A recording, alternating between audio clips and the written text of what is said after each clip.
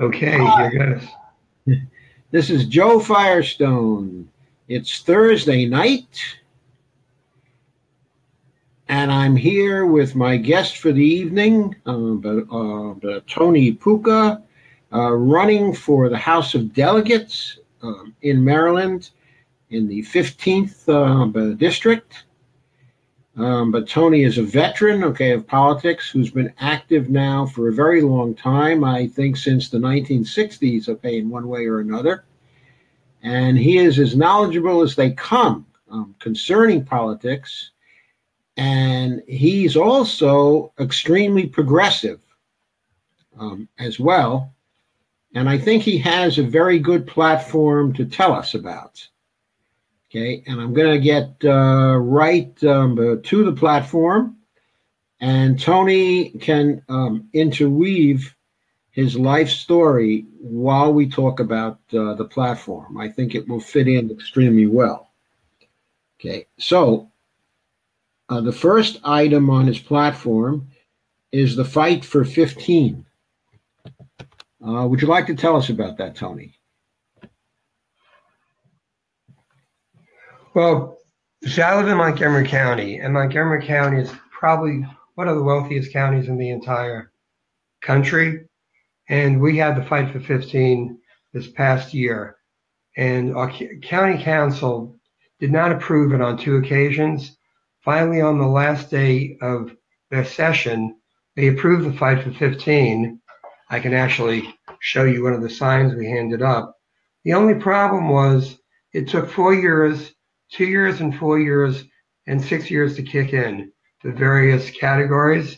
The bottom line is, if you have to wait until 2022 to get $15 an hour, it's not going to be worth an awful lot then, as it isn't worth an awful lot now. The state of Maryland has a push for 15.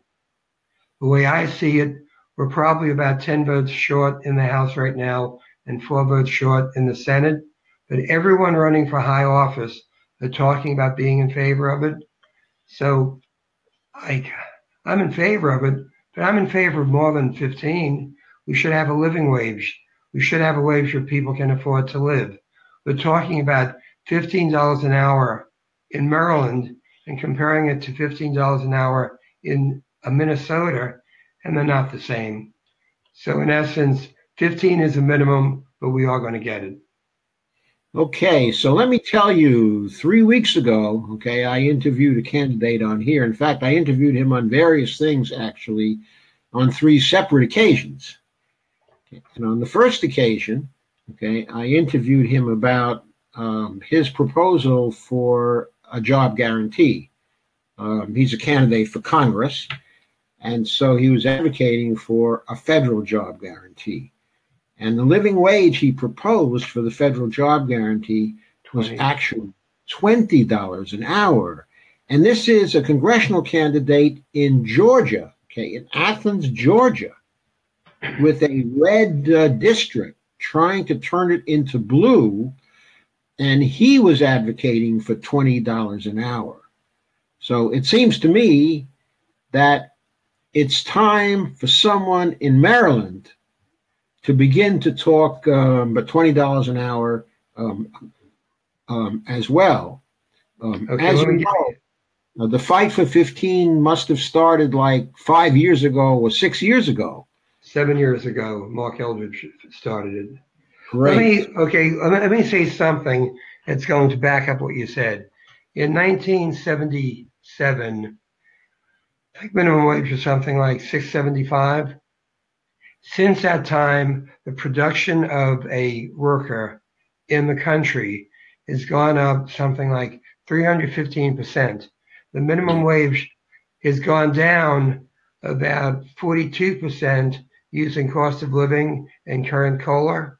Well, incomes of people making over $500,000 since 1976 have gone up over 1,000%. So the bottom line right now is, like I was saying about $15 an hour, what we should be doing is asking for 22. And if we ask for 22 in the state, we have an opportunity. If we ask for 22 in Congress, we're not going to get it. But believe me, the moment I walk in, I'll ask for any number I can put on the board and get support for. And I know how to fund it. When you ask me how I'm going to fund it, after I talk about the other things, you'll be happy. Okay, very good. So you can talk about when you want to fund it, whenever you think. Okay, well, let me begin with that question. Let me talk about what's really important in the state of Maryland right now. We are the only state in the country, and I'm not going to bore you with statistics and waivers. We're the only state in the country that could have single payer if we went to it, but instead of single payer, we'll never get that in time. We're going to have Medicare in Maryland, where we have the same kind of program Obamacare had, but we're running it ourselves, meaning we're going to have our own marketplaces. We're going to have people, everyone will have to pay to join, but wind up having a better product at a lower price, and we already have the program in force. Now, people are saying, is that going to be a tax? It's not going to be a tax. It's simply going to have everyone join a program that's going to give them more now than they're getting. Because you know what's going to happen in September? We won't have any markets. The Trump's new tax bill, no one will have to, the mandate will be gone. How many people are going to sign up with no mandate? I think there are very few who will sign up. Well, there's not many you'll sign up. Okay, we have a lot of things we have to talk about. In District 15, we have Potomac, Maryland. We have one of the wealthiest areas in the entire country. It's the biggest district. We also have poverty. In Montgomery County, Maryland, you've got to bear this in mind. We have 4 of the 10 most ethnic cities and districts in the entire country: Germantown, Gaithersburg, Silver Spring. So when you talk about Montgomery County, Maryland, the people running for office like me, they're raising money from the people who have the money to give. And when push comes to shove, oh my God, I get so tired of people talking about the test score gap in schools. Why don't they talk about the expel gap? Why don't they talk about the discipline gap? Why don't they talk about the gap where the moment you get a minority busted for marijuana or something, for the rest of his life he has a scarlet letter hanging over his head and he can't get work. So what we have to do is, if we want to be number one, we have to make every school be number one. And we have to give out money in a way where we can train kids. In my district, we have 142 different languages spoken. Oh. I mean, that's not that easy. I mean, okay, I want to get into this before I get into the entire platform. The state of Maryland is $1.8 billion in debt. Montgomery County is $250 million in debt. Everyone running for office, every new candidate who haven't been around for 42 years, when the county people ask, where is the money coming from? They say, we're going to get more money from the state. We're not getting more money from the state. We haven't got more money from the state since 1978. When you ask the state where are they going to get money, they don't have anything to say. You know where we're going to get money? 2 things. Cannabis. If we legalize cannabis right now and we use the, go ahead. If we legalize cannabis, right now and we use the program they have in Denver, we're going to make $800 million in tax revenue. We're $1.8 billion in debt. Not only do we make $800 million in tax revenue, think of all these minorities, and I'm going to say it straight out, all these Black and Hispanic kids who are locked up. You know what it's costing us to keep them in jail? I mean, so not only do we get the tax money, but we don't have to lock kids up and, give away the future. The other thing, Supreme Court, FanDuel, the gambling site. Yes. that the Pro Football League is like backing because it makes people see more games on TV. The Yeah. Supreme Court is going to take up the vote in, I think, 2 months. They're going to make gambling legal in 50 states. If we simply get the tax revenue that people are already gambling on the internet, that's another $600 million. So, I mean, I might not be Ross Perot, but, 800 million here, 600 million there. And guess what? Then we can start giving minority kids the same education we give non-minority kids. Then we can give them affordable housing. Amazon. My entire county is going crazy over the fact Amazon might be coming. Well, you know what? I've met Jeff Bezos 4 times. He's worth $120 billion. You think he made that money by giving it away? No. In Seattle, when Amazon moved to Seattle, you know what rents went up? 40%. San Francisco right now, an average rent is $5,782. I saw that on TV the other night. That is about 60% of a school teacher's take-home pay. So Yes. San Francisco, Newark, all these different cities in the country right now are beginning to take vacant buildings, vacant schools, and they're making apartment units for teachers so they can live where they work. I mean, there's so many things we can do, but until people realize you can get money from selling cannabis, and then by selling cannabis, you also eliminate the crime and the gangs and the people being killed who are making money illegally off of it. Now that I've rapped for a long time, I'm going to take a second and let you ask me something so I can, calm down and tell you what I really think. Okay. Well, first, I want to say that the people who are going to be listening to you here tonight, or who I hope are listening tonight, and there's not as many as I'd hope. So everybody, please share this, okay? Because I want some more people here to hear what Tony has to say. Okay. But you will find that people here are overwhelmingly in favor of the legalization of cannabis. We can say And grass like we used to saying. I'm Right? sorry. We can say grass like we've been saying our entire life.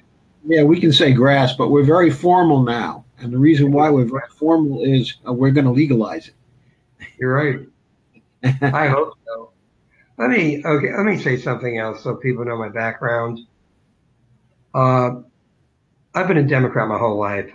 I I walked a picket line at 4.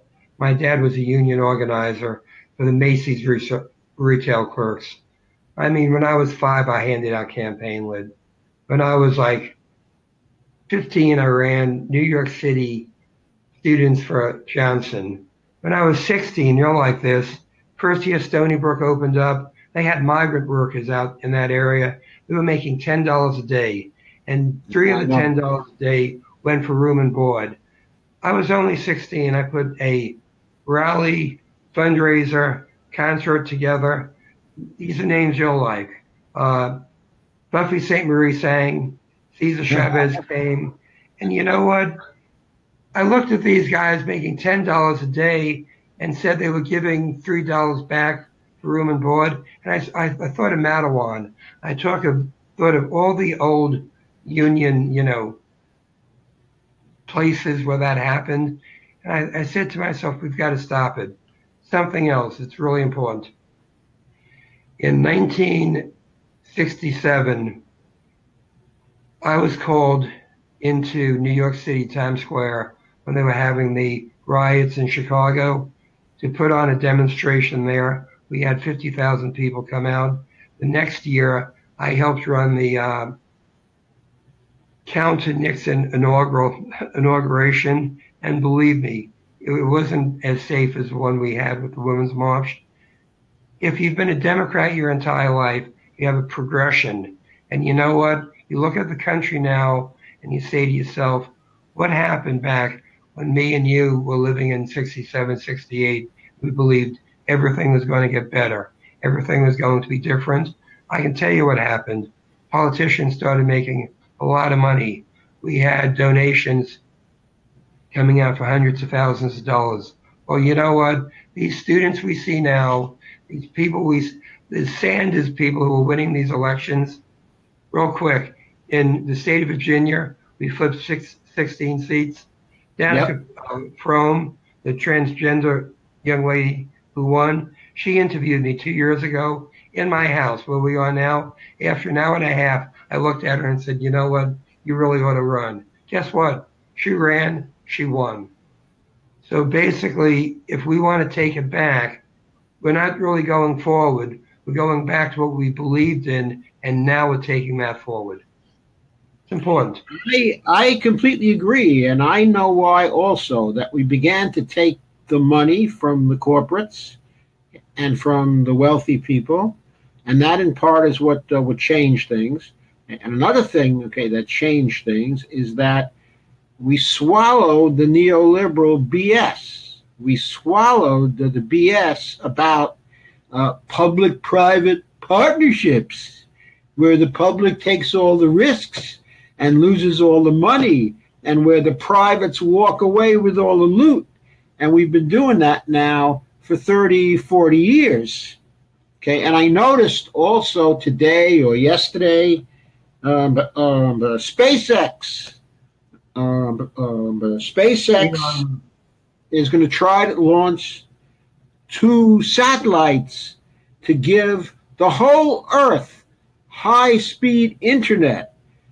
Well, great, except why the hell isn't the federal government the issuer of the currency, the unit that cannot go broke? Why wasn't that done by the federal government 10 years ago? Why does it have to be done by a private company? We're selling the whole world to these private companies. Let me give a little bit of background that I'm really proud of. In Montgomery County, Maryland, when I was on the Senate, just so you know my political background, I've gone up through the ranks. I was a precinct official. I was an area coordinator. I was an elected member of the Montgomery County Democratic Central Committee. I sat on the executive board of the Democratic Party. I was the regional vice chairman of the Democratic Party. This past year, I did something that's very telling. They were going to elect a new Democratic State Party chair right after Keith had lost to Tom Perez, who I actually helped. Tommy helped him get in office. The progressives found out none of them were invited to any of the meetings. It was all going to be done behind the scenes. One of the Sanders delegates saw a blurb in the Washington Post that it was happening, and she said, this is something Tony ought to do. I went up for 2 months. I guess you know who I lost to. I came out second. The winner was Kathleen Matthews. Yes, I knew that. Well, Kathleen has been a Democrat. I know who Kathleen Matthews is. Okay. She's been a Democrat for 4 years. For 2 months, we had to quote unquote debate. We couldn't debate. And the fact was, the only reason they were picking her was to keep a moderate party to raise money. I wound up losing, I think it was 400 to 39 or something. But I asked that we put a progressive on the executive board, and they agreed. So guess what? After putting one executive on the progressive board, we now have 7 progressives on our central committee. We're going to run a statewide slate of progressives to take over the central committees in all the state of Maryland, all because they figure they would be really nice to me. Oh, very important. I've known Ben Cardin and Steny Hoyer for 42, 44 years. They were backing my opponent. Both of them spent 10 minutes saying, Tony's been the progressive voice of the Democratic Party in the state for 42 years. And Steny went so far as to say, Tony's done more for the minorities and the people who need help in this state, in this county, more out of office than people have done in office. And I got up and I said, you know why? Because no one else is going to put the money up. No one else is going to raise the money for a black recreation center that for 4 years didn't get any money when the beautiful recreation center in Potomac was getting new stuff all the time. No one else is going to start a basketball league when the council didn't have enough money for middle school sports, so they had them for boys and not for girls. So I became a member of the recreation board, and I put a league together so these girls could play in the school uniforms. Today, they contact me on Facebook, call me coach, and show me pictures of their kids. But you know what? When you get elected to office, you should do more of that instead of doing less of that. That's what it comes down to. You got to do more for the people who need the help, and we don't do that anymore. And that's sad. Okay, so just for some context here, you are a Bernie-crat, is that correct? Yes, Bernie endorsed me. Here's what I like about Bernie. Ever since 1990, Bernie and I have had probably the exact same politics. I remember Bernie was once on a 6-game losing streak like Abraham Lincoln was, but Bernie stuck to it. And the few times I see Bernie, instead of talking politics, I look at him and say, is it true he did a 430 mile? And people might not know it, but he did a 430 mile. Yeah, no, it would be impossible to find anything Bernie and I really disagree on. I like to say I might be to the left of him, but running for office or I'm running for office, they've always thought I was to the left anyway, and people still like me. But yes, I am a Bernie crowd, and I believe all the success we're having now is because of Bernie. Something else people listening might want to know.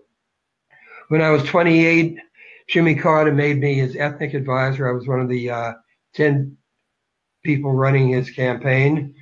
When Mondale was running for president, I sat in a room with Mike Berman, Bob Beckel, Mondale, and a few other white men, and we picked Geraldine Ferraro as a vice presidential candidate because I pushed for her.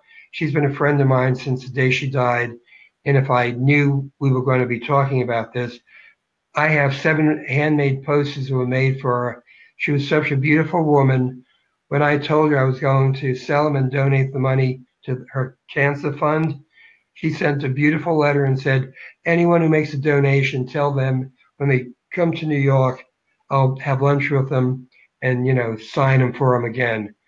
So I closed Bill Clinton's 2 campaign headquarters. I was a co-captain of one of his parades, and I ran one of his balls. And it's a terrible thing, but his wife and I aren't the best of friends. And I don't know why. Okay, and also you've been endorsed by Ben Jealous, right? Yes. Well, okay, Ben can't make an endorsement because he's running for office. And I can't endorse Ben because I'm running for office.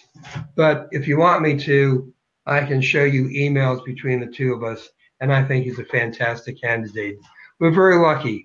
We have a young man who's responsible for the $15 an hour all across the country named Mark Eldridge. I've known him since 78. He might be our county executive. Ben might be our governor. And if we have Ben and Mark in our county and our state, people like me not only are going to be heard, but we're going to have a place at the table. And I got to be honest with you, I'm not going to help David Trone's a friend. I'm not going to spend $15 million on a campaign.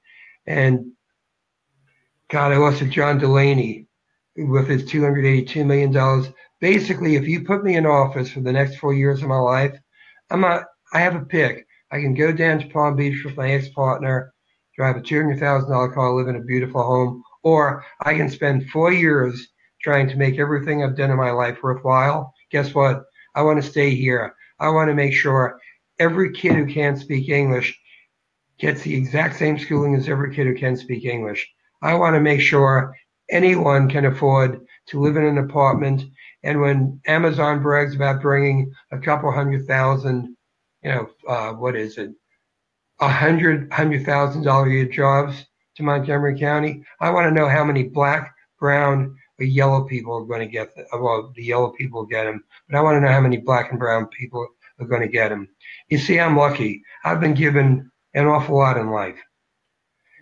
2 massive heart attacks, counting an 8.5 hour operation, a few months ago. But the bottom line is, when you're given something, the value of a person isn't what you do for yourself. It's what you do for others. And believe it or not, I can look you straight in the eye and say this: man's greatest greed is a greed of giving. You feel great when you help. I feel great when I helped a senior center, build a computer lab when the county couldn't do it. I feel great when a 22-year-old Hispanic girl in 1995 is stopped by the police for having an open drink, walking out of a cocktail lounge to get to a car, and she's handcuffed to a pole, left there for 3 hours in 30-degree weather. And when the NAACP and all the groups got together, this was national news. It was #1 news all over the country. They decided they wanted a police review board. This is important. If there's anything else I say tonight that's important, this is it. The Department of Justice came into Montgomery County. In the last 2 years, they had 20,000 complaints about racial profiling. This poor girl was so afraid. They all got together, NAACP, Hispanic Union, Koreans, and they picked me to draft the bill. I drafted a tremendous bill on civilian police review boards. I had people from all over the country come in and help me. Guess what happened when I gave it to the council? The police in our county, and almost every county in the country, has language in their employment contract that says no civilian can have any say over any punishment of a police officer for any issue. That's Black Lives Matter 25 years ago. And you know what? It's still the same today. Yes, it is. So it's people like you, me, all the Bernie-crats, all the young people getting elected, all the old people getting elected, all the people who follow Bernie. They're going to make a difference. And I want to stay alive for 4 years so I can be part of it, because we're going to give them hell. Well, I hope you are, and I hope that we do give them hell. I am getting some feedback, so if you can turn down the volume a little. I'll turn it way down. Hold on. Okay. Give me a sec. When you get old, you have to wear glasses. Oh, here we go. Yes, I know that because I have to wear glasses too. Okay, of course, I've always had to wear glasses, okay, but recently I had the cataracts thing, and so now I can see perfectly without glasses as long as I see across the room. But when I have to read something, I got to do this. In fact, I have 5 pairs of reading glasses depending upon the distance. I liked it a lot better when I had only 1 pair of glasses that worked for everything. That was far better. Okay, but anyway. Let me say something that's going to make it seem like I'm really far left. A long time ago, I think it was summer of '67, a lot of us were having a beautiful picnic. And a friend of mine who was white had married a black girl, and they had this beautiful baby. And then you had this Asian couple there. And I don't know if we were stoned. I don't know if we were drinking. I don't know what we were. We were all so happy. I said, can you believe what it's going to be like when we're alive in 2020? And you have all these different races, like, intermarrying. You're going to have beautiful kids. You're going to be smarter kids and the whole bit. It's going to be 2020 soon. We've gone back 40 years.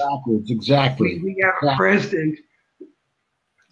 I don't want to bring up Dr. Kelly Zinner, who died of an epileptic seizure, but I would like anyone to get the 2 books she wrote on Columbine, go on YouTube and read her lectures about mass killings in school, and you'll realize first of all, we have to get rid of the guns so they can't kill so many people.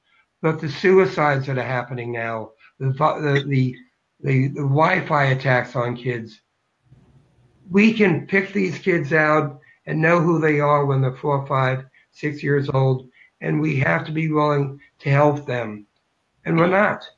We're simply not willing to put the time or the effort in, because the right-wing group says it's all about you're knocking guns, and the left-wing groups are saying, well, you're knocking, I don't know, disabled people or like mentally ill people. But if we don't turn backwards to go forwards, I feel sorry for half the people in this country. Oh, so do I. Can you talk to us about your workers' rights ideas? Yeah, of course I can.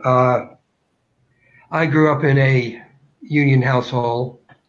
My mom survived Hopkins disease by having the best medical insurance she could possibly have. If you want to talk about workers' rights, it's a very simple thing. I go a little bit further than most. SEIU and various groups right now, they want to have certain cost of living increases. They want to have certain, if you're going to be building a $1 million project on a school system or any kind of government system, you have to have a prevailing wage. Well, you know what I believe? I believe in not only do you have to have a prevailing wage, not only do you have to have a minimum wage, but you have to have a wage where a person can live and tie it to a COLA. It's like if you're going to be working in Potomac or Montgomery County, your $15 means absolutely nothing. You and I lived in the 50s. We had unions, and we never had it. The country had a middle class. 29% of the people had unions. We didn't have right to work laws and stuff. We only have about 4% of our entire population working in unions now. I mean, I have candidates running for office who are going to get union endorsements who think the Molly Maguires were an Irish rock group. Yeah. I have people running for office who don't know who Gene Debs is. I have people running for office who don't know what the Triangle Shirtwaist Factory. Are you aware the guy who owned it wound up getting $42,000 in insurance money for every person he burned to death, and you know what he paid the families? $1,500. So now when I get off here, you can Google that. Without a working class being paid, we have absolutely nothing in this country. We have the highest income inequality in the world, and until we bring back unions, until we do away with like right to work states, we're really in big trouble. I mean, I've got my little handout here where I can quote every single bill, but it really comes down to we have to give a fair wage for a fair day's work. Can you hear me or not? Okay, I can hear you, and that's fine. And I want to tell you that I completely agree. I like the $20 an hour wage. Okay, the candidate, in Georgia wanted to have. Okay, and also what I would add to it is a cost of living adjustment. Not so much over time, but for differing costs of living in the regions of the country, so that the $20 an hour fair wage would be for the average cost of living in the country. And in more expensive areas, like in Montgomery County or the middle of New York City, San Francisco, that wage would be far higher, perhaps $28 an hour or $30 an hour. I don't know what the cost of, I'm not sure what the cost of living adjustment would actually come out to. But the point is, a fair wage is a living wage. Okay, a fair wage, is a wage on which somebody to get decent housing, good education for their children, savings, so college is possible, simply a good life, which is what some of us used to have here in America back in the 60s and the 70s. Okay, not everyone, of course, but this would be for everyone. And this can be done. Of course, it can't be done at the state level so well. but it can be done at the federal level. It can be done through a federal job guarantee, which would specify the living wage and pay fringe benefits, okay, that were very good as well, and create a de facto minimum wage, which the private companies would have to better. If they did not better it, they wouldn't get any workers working for them. So that's what I believe in. So think about building the infrastructure. Think about the fact when we build solar panels and jobs in the environment and climate control, we get 5 times the return of the jobs we're building now. Yet we have an idiot who used to be governor of Texas wanting to give away $8 billion to coal companies, saying beautiful, clean coal. yes, I know. You know what it really comes down to? We can do all this. We simply have to step forward and get it done. And it takes a lot of young people, a lot of people like you and I, who, you see, we're white. It's a lot different when you're white and the world is easy for you than when you're not white, when you're a minority. The other thing we haven't even gotten into, DACA, TPS, the Dreamers and everything. We made, just so you know who I am, in 1921, we had something called the Emergency Immigration Act. You remember what they did then? They said yes, they put in the quota system. The quota system on Southern and Eastern European countries, Chinese, Slavics, the whole bit. In 1924, when they finally got it done, it was set at 2% any ethnic group from the census of 1890. How many Italians? How many Poles? How many Jews? None of these people were in the country back then. In 1995, we had a new Immigration Act, and it would bring in family members. It's called the chain system that Trump confuses now, but it was also to bring in people who had skills.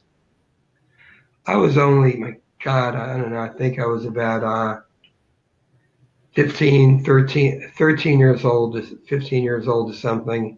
And I wrote a letter to the New York Times talking about the racism involved in it for the last 30 years.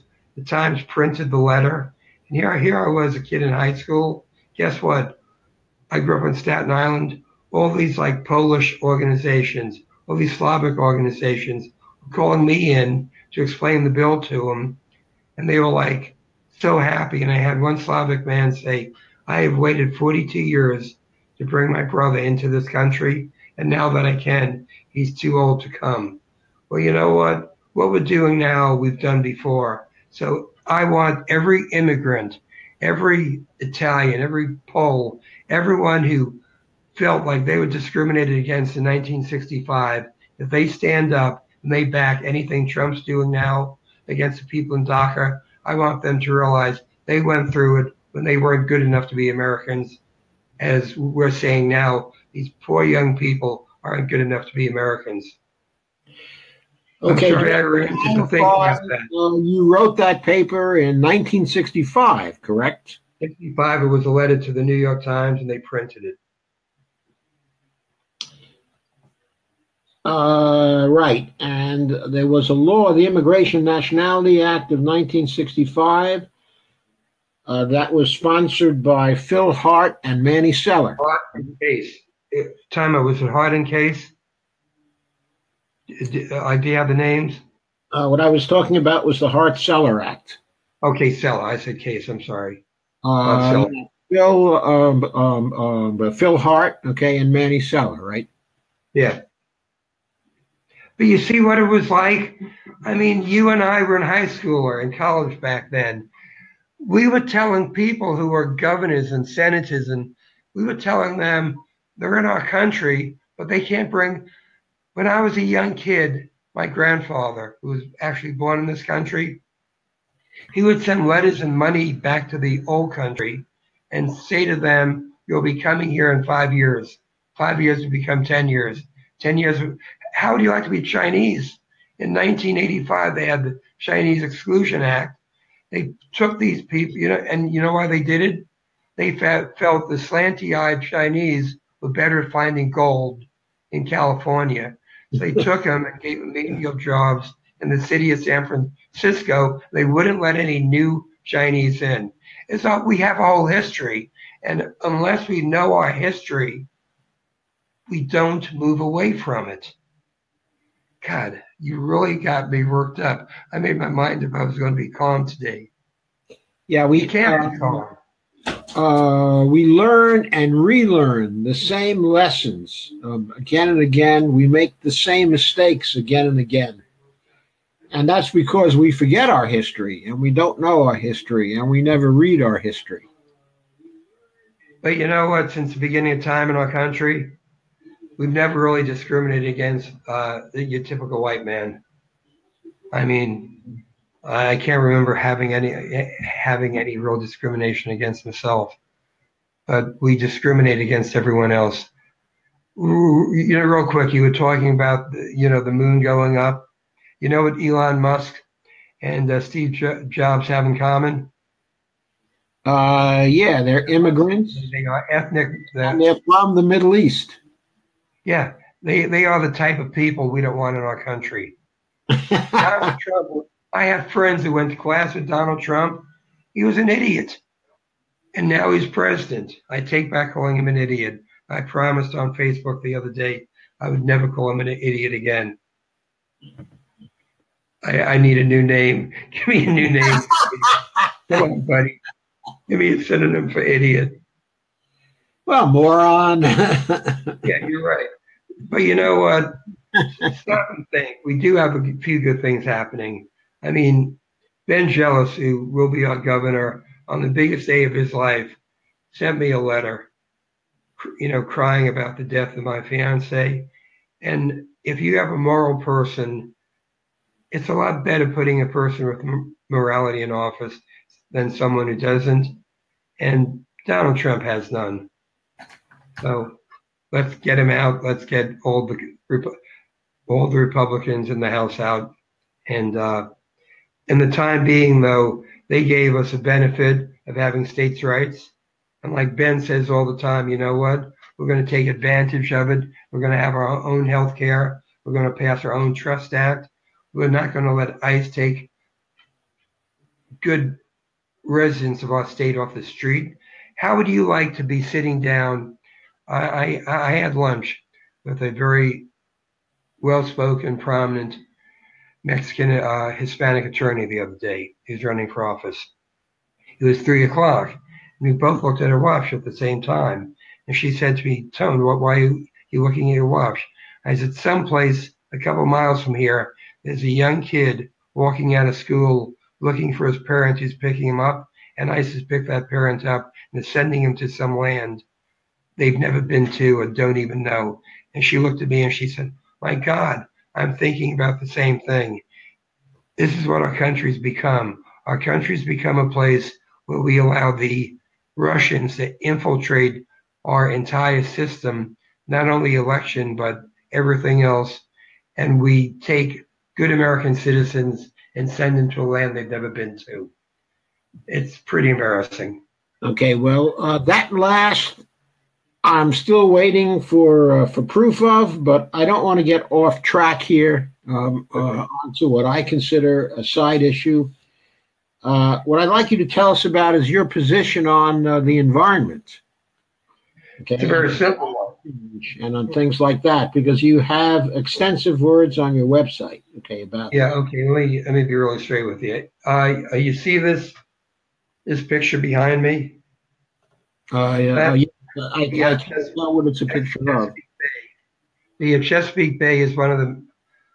Okay, in 1979, when Carter had the alternative energy program, I was on his board. I left and I went into business myself, American Alternative Energy. We had 3 ethanol plants approved by DOE in the top 10. Our ethanol plants used any kind of biomass. You don't need corn. By using corn for ethanol now, it's costing us more money for food, more money to produce it. we had something called anaerobic digesters. In New York State and other states right now, an anaerobic digester, you can give them to farms. They can produce clean electric power without burning it, simply by incinerating it with solar panels or other things, and it winds up giving clean energy from trash. In the state of Maryland, we have all the chicken farmers and all the chicken waste going into the bay. We can do the same thing with them. We can have anaerobic digesters, and that gets rid of it. The other things we can do is we have a dump. We had a dump. It goes back to 1982. I spoke to Lois Gibbs back in 82. She said we ought to have a clay liner. We never did. Well, guess what? Where that dump was, it's almost a quarter, a half of a square mile where it's completely empty. We can take all the trash we're incinerating in the in Dickinson, Maryland, in my district. It's getting people sick. We can take that trash, bring it to the dump, and use solar panels. The solar panels will like burn it.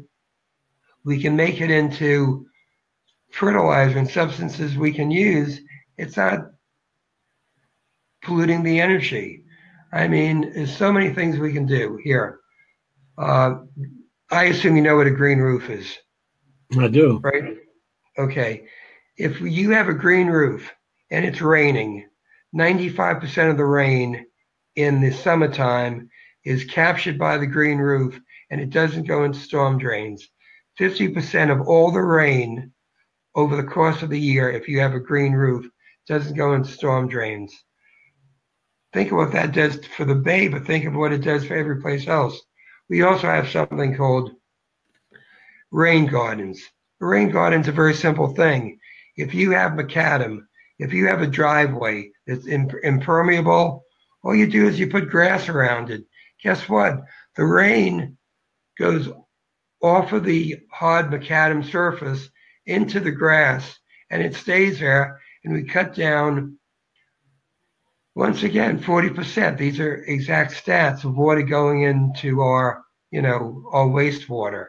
Okay, it's even more you can do. You take a roof, any roof, any place in the country, paint it white. You know what? It's going to lower the heat or the air conditioning you need by 7. So it means if you're running your heat at 72 with a white roof, you don't have to.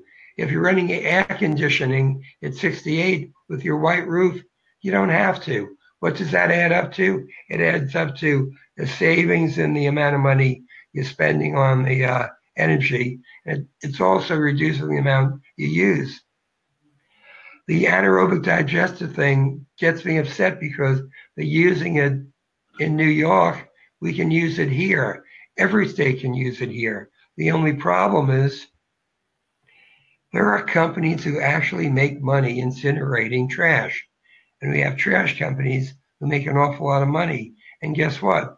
We've got to outbid them to get something to help us. Okay, the other thing is solar panels. All states, what they do is they want to be 50% carbon free. They want to meet the RPS standards. Well, you know what they do? Instead of doing it on their own, they buy credits from other states. So here, we have an RPS goal of 50% by 2030. Well, we're saying now we have about 40%. We don't. We're buying credits from Wyoming and other places where they're actually using renewable energy. And by buying the credits, we can continue doing the crap we're doing and get away with it. And we have, my God, we have senators, we have delegates. They never read that. They never look into it. Besides that, the ethanol plants I had, they never went into operation because Reagan beat Carter. In 1986, remember when Reagan would talk about Caribbean Basin Initiative Program? The one successful project was my seafood processing plant in Costa Rica. Bottom line was, it was successful. It worked. We wound up selling it. But in Costa Rica back in 1986, they were already at 50%. They're going to have a carbon footprint of 0 by 2030 at the latest. Why can't we do it? Doesn't it bother you when you see this being done every place It else? bothers me. It You know bothers why me. we can't do it? Because we have industry making money off of killing off people with carbon dioxide. We have industries making money off of things that we have a cabinet now that, I mean, every time I see DeVos sitting someplace giving a lecture on, public schools not being necessary, and I see a $2,000 Manolo Blahniks on a feed, I just want to scream. Yeah. So yes, I do have a very good energy program. These people are terrible. Well, you know why they're terrible? Because you know what? You and I grew up knowing people who need help. These people, if they grew up knowing people who needed help, guess what? The moment they got the first million or first billion, they forgot all about these people. They don't care about them. If you're black, if you're brown, if you can't speak English, you don't really have any way up in this country. So you know what? In my state, I'm going to work with Ben. I'm going to work with everyone. We're going to get cannabis. We're going to get legalized gambling. And then we're going to show you what you can do with the money.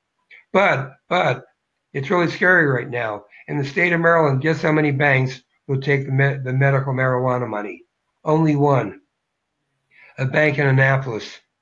I forget its name. It begins with S. They bill you $2,200 to have an account, and then they bill you $1,900 a month to service it, and you can't get a credit card because our Attorney General is saying if any state commits a felony by selling marijuana illegally to any other state, they're all liable.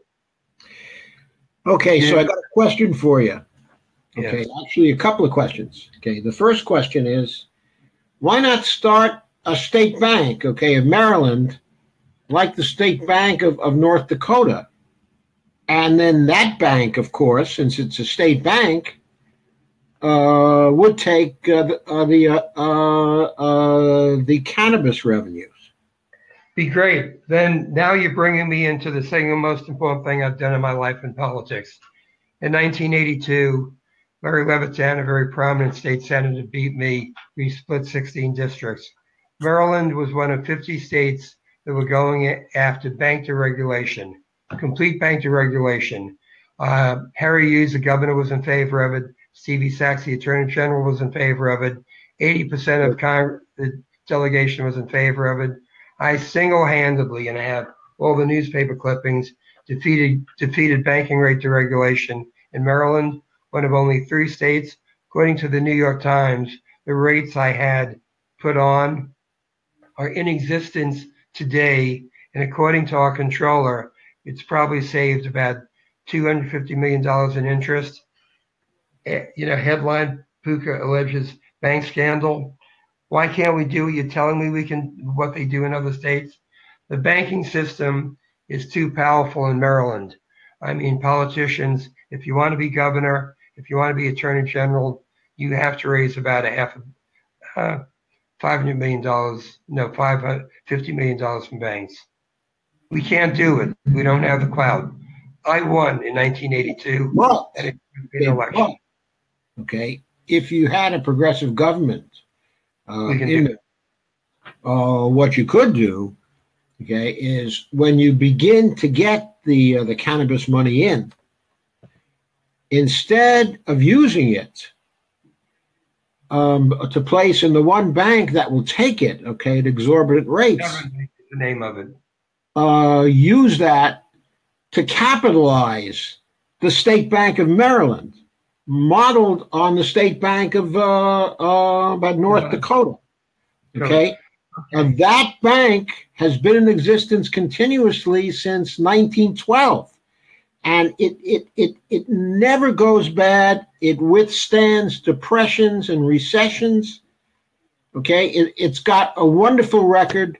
Talk to Ellen Brown about it. It seems to me Maryland could benefit by a state bank of that kind. That bank began when you had farmers who would only have a crop in 2 seasons, so the bank would extend them money on the crop coming in the following season, and that's why it's been in existence. The bottom line right now is, I'll say to you exactly what I said to Danica Rome. You should be running for office yourself. But it's true. We should do that. We really should. State bank, I'm a little old. I'm 79. So I don't think I'm going to be running for office. You're 79? I'm 79. That's right. God, you got me beat by 9. Wait a second. I've got a birthday coming up. So anyway, the State Bank, of North Dakota was founded in 1912 when there were some socialists in North Dakota and socialists throughout the Midwest. Wait a second. The Democratic Socialist Party of D.C. just gave out 5 endorsements. I called them up and they said, well, we're not sure if you're running for county council where you announced, if you're running for delegate. I said, okay. I said, give me both applications and I'll fill them out. And then I had someone in my campaign call me up and said, you're really going to announce you were endorsed by the Democratic Socialists of America? I said, in a heartbeat. Okay, so let me ask you something else. Go ahead. Can you remember back in the Carter administration when there was revenue sharing and formula funding? Yes. That was ended by Reagan too, right? Yeah, you know what? In 1981, I actually made an extra, $250,000 when Reagan brought in the thing where you can buy another company's tax loss, meaning if a company lost $350 million or whatever they lost, you would be able to buy their loss and not pay taxes on it. Yes, I remember Reagan that. also had something in 1982 you'll love, investment tax credit. But the amazing thing is everyone I knew went out and bought brand new Mercedes-Benzes and wrote off the tax credit from that, saying they needed that for the company. Yes. I remember. Yeah, Reagan was a pretty bright dude. Okay, but what I'm saying is that the revenue sharing deal I know what you said. the states got under Carter is something states need even more now, and Maryland needs even more now. And if it is the case that we get a progressive Congress, in 2018, and you're in office, in 2018, perhaps you could spearhead a movement, among the states to lobby the federal government for revenue sharing programs again. The state of Maryland could surely use that. We can use it right now. You can use it right now, but the point is you're not going to get it under Trump. But we're going to get it in 2018. In 2019, if the Congress is far more progressive, you might have a shot at it, especially if there are people in that Congress who know the reality of our monetary system and know that the federal government cannot go broke and that much larger deficits can be run at the federal level than we have been running. A state can go broke, a city can go broke like New York City did. But the federal government cannot. The federal government cannot. So the federal government is the one. So the federal government is the one that should be in deficit for the sake of the states. What's the union for? That's what it's for. But let me say something really important. You made a comment about reading the words on my site, and I say an awful lot. Okay, I'm going to look at everyone in the eye right now and say, I would love to have free schooling, free college, and free junior college. We can't afford it right now. So instead of fighting for it and not being able to afford it, give everyone financial aid like they do in Ivy League schools. So if a kid's family can only afford $300 for schooling, give them the other, $3,000. The other thing we're talking about, we want to have pre-K for everybody. We want to have meals for everyone. With the Trump cuts coming, we can't. So what I'm saying is, if we can't get the bills we want to create the revenue we want, let's make sure the people who need it the most don't drop through the cracks. I don't want any poor kid to miss his one hot meal of the day. I want people to go on my site, tonypuca.com. You read everything I've done. You read everything I want to do. And I say I'm going to be realistic. If you give me all the money I want, we can get it done. But if you only give me the amount of money we have to, it's going to sound crazy saying that we have to redistribute it so the people who need it the most are getting it. I have friends who make $5, $10, $15 million a year. Do you really think they need the extra amount of money to, put the kid through public school or something? That's what we have to do.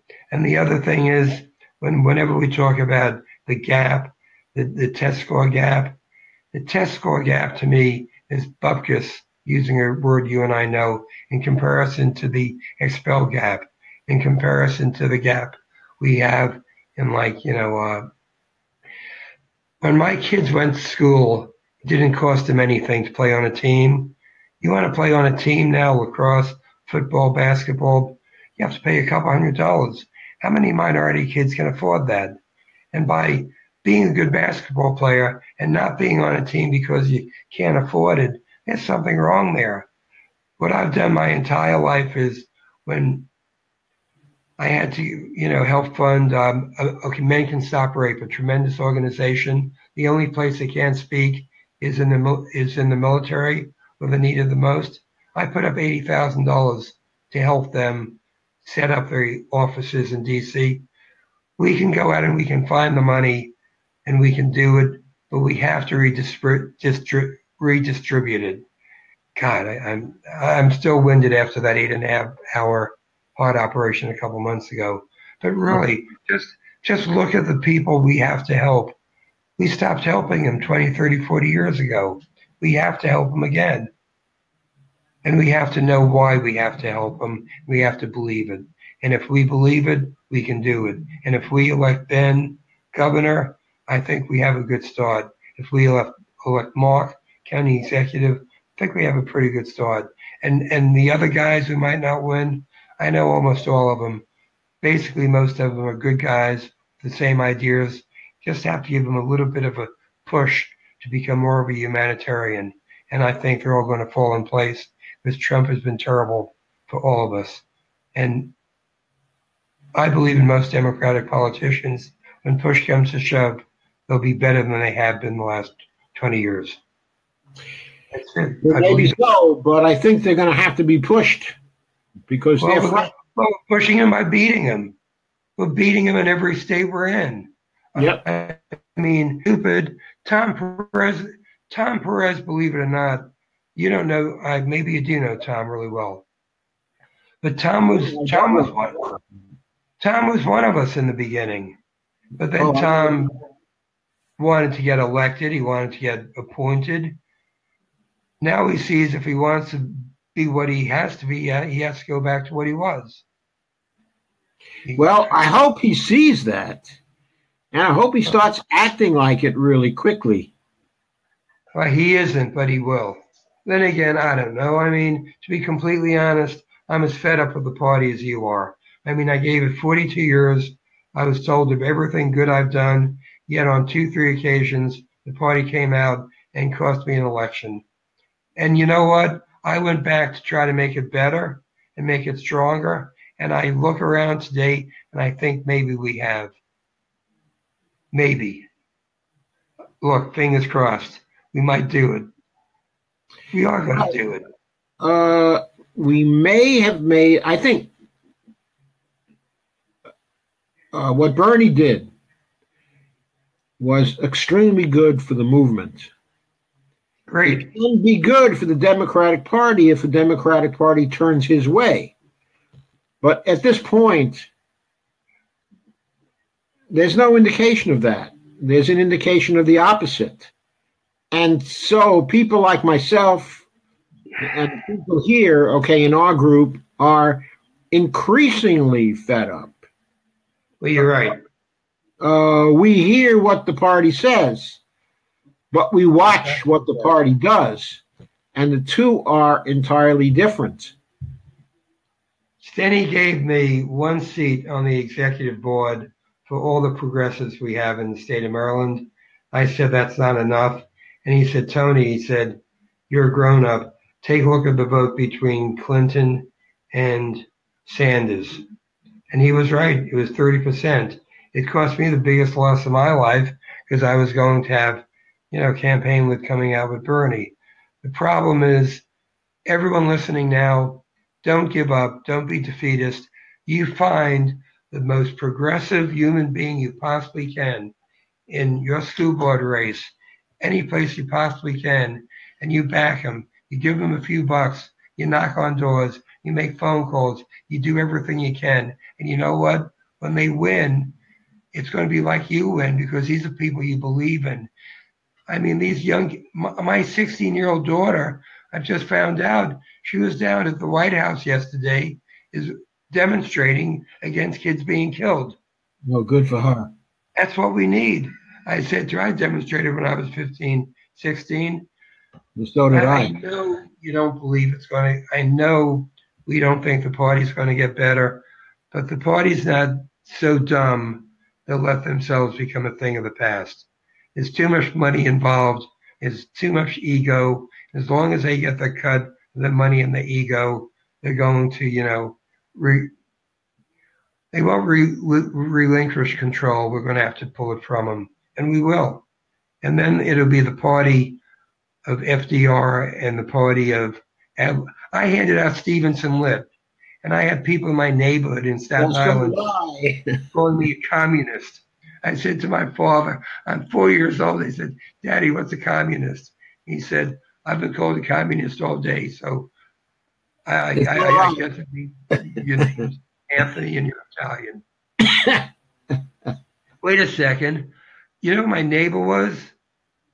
No. Remember Markey when he ran for mayor of New York? Markey, M-A-R-C-H-I. M-A-R-C-H-I? Yeah, I vaguely. Markey was my neighbor. I voted for Lindsay, and he was an independent. Oh yeah, he was an independent and also a Republican, but a very liberal Republican. Well, you had Markey, and the Democrats had Batista, and he was terrible. Yeah, so I voted for Lindsay. So my neighbor came over and he said, young man, you're 18 years old. You're old enough to vote. Did you vote? I said, yes. And he patted me on the back as if to say, thank you for the vote. And I'll never forget his smile. You know what? We can do it. We got to be positive. We can do it. I mean, we have young kids who are like 24, 25, who are like knocking on 50, 60, 70 doors a day. And they come up to me and they ask me things and they say, how does this work? And I say, knock on every door. If they see you twice, you know what? They're going to vote for you. They're going to see your, good smile, your pretty face, or your, whatever. They're going to vote for you. Knock on doors.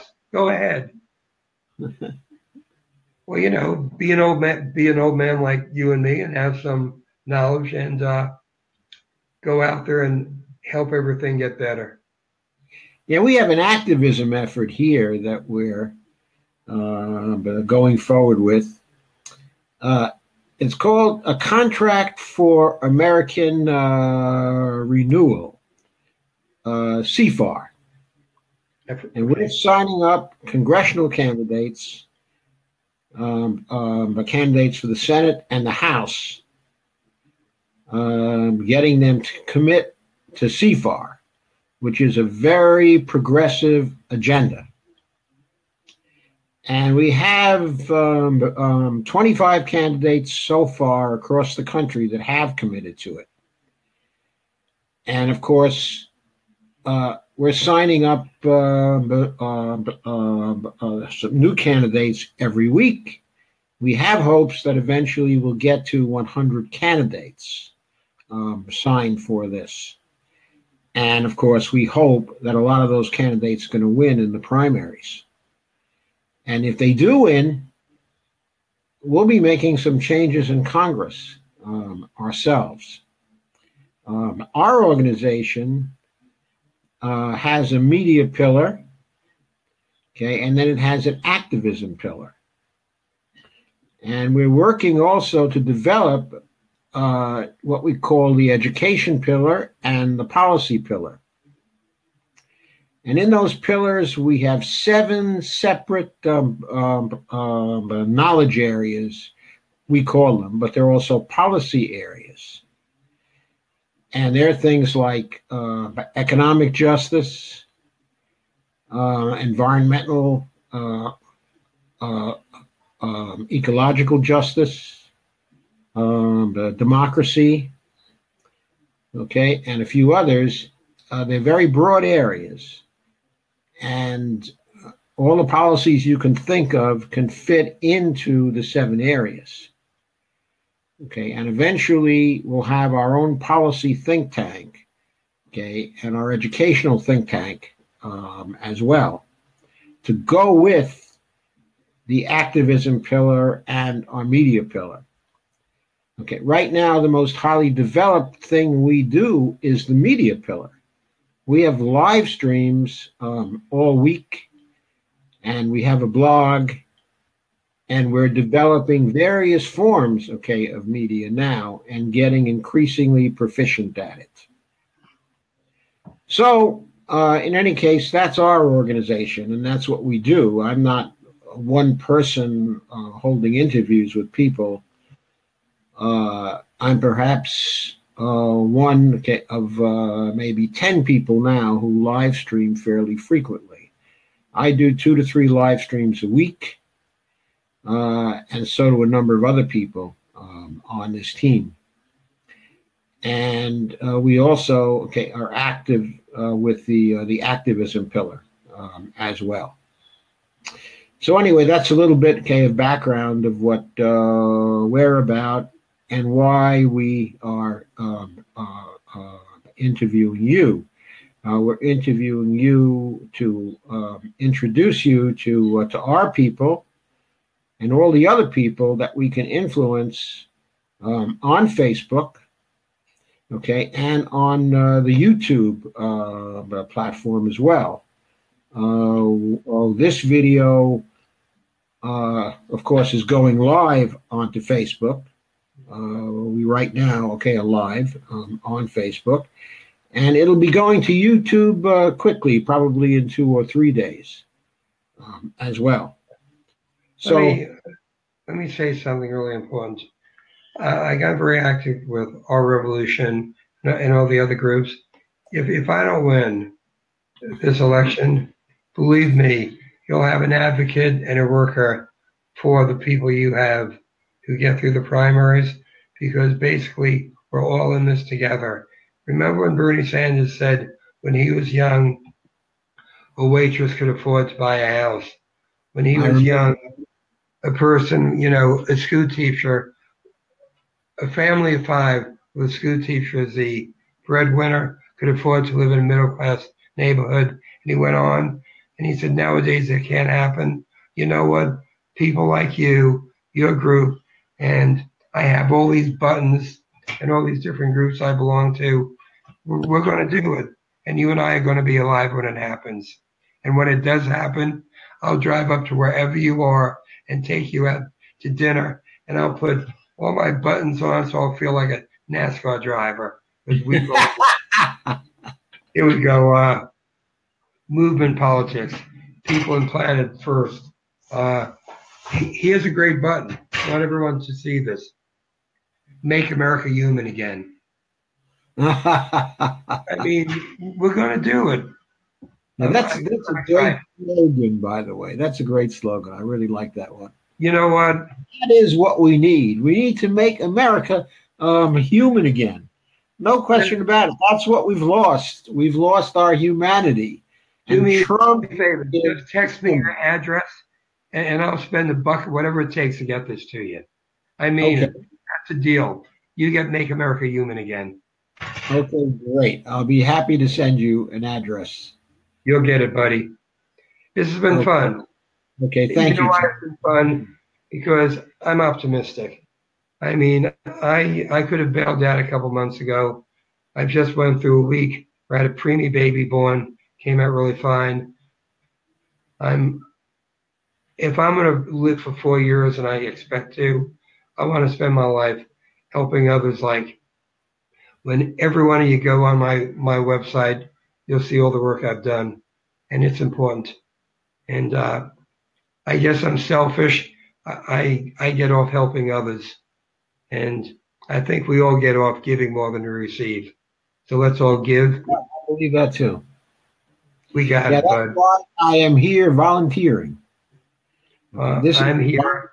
Organization. Volunteer right now. I mean, if I wasn't here right now, I'd be down in Palm Beach driving a AMG SL 550 that can go 200 miles an hour. but I would rather be here right now than any place else in the entire world. Well, that's good. Now is a good time to be alive. Okay, so thank you, Tony. I'm not going to keep you any longer. It was really a pleasure. And I hope we get a chance to talk again soon. I can't think of anything we don't have in common, except for the fact Bernie did a 430 mile, and at Van Cortlandt Park once he did a 445. So that old guy is faster than I am. Thanks an awful lot. Thank you, audience. Talk to you later. But thank you, everybody. Okay. Okay, let me take you out of the broadcast area.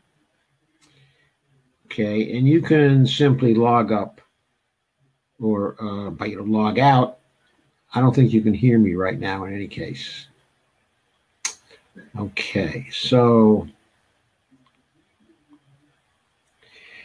Okay, thank you, everyone. I'm just going to take a little more time to say goodnight. I think that was a very interesting sort of interview. We weren't able to discuss some of our normal issues because Tony is a candidate at the state level. And as you know, taxes do pay for spending at the state level.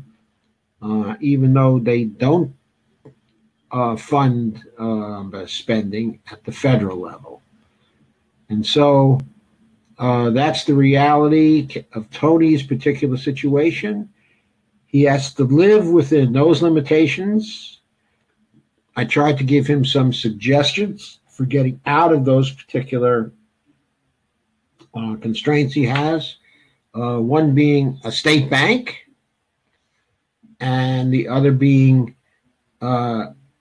when we get a progressive Congress, which I have confidence will be soon,